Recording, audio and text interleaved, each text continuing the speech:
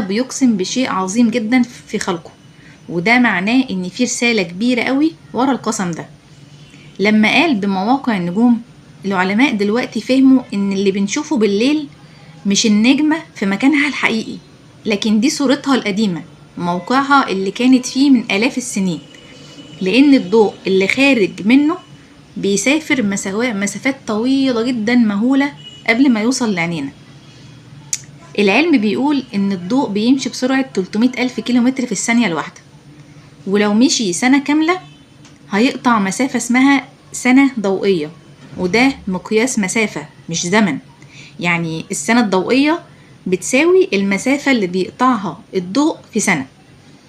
يعني لما نقول إن نجم بعيد عننا 4 سنين ضوئية، ده معناه إن الضوء بياخد 4 سنين عشان يوصل لعينينا، مش إن النجم نفسه بيعيش 4 سنين.